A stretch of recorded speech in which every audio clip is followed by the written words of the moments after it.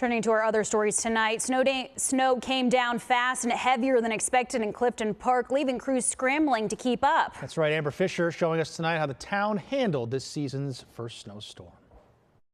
After more than 10 inches of snow blanketed Clifton Park, 24 snowplows, just like this one, were rolled out to help keep the roads clear.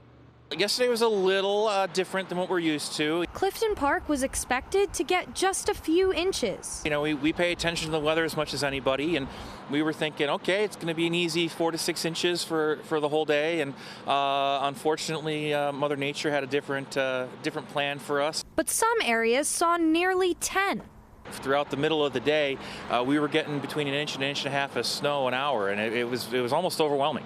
Highway Superintendent Dan Bull says that plows go out as soon as possible, plowing throughout the storm, before, during, and after the snowfall. We can expect anywhere between 70 and 80,000 commuters and residents through the town every day. We want to make sure that we keep our roads as open as we possibly can throughout that time.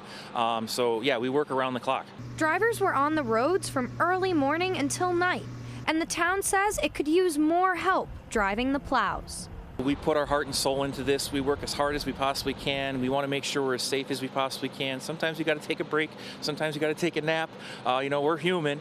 I spoke with one resident who says the town does a good job keeping the roads clear, and he's ready for the snowy weather. I feel I'm ready. Let it come. It's going to come whether I want it or not.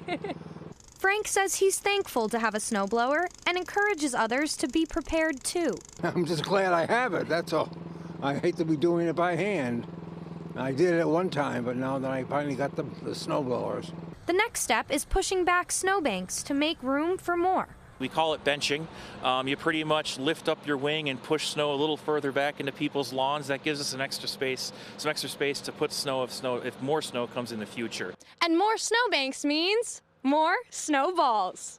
Reporting in Clifton Park, Amber Fisher, News 10, ABC.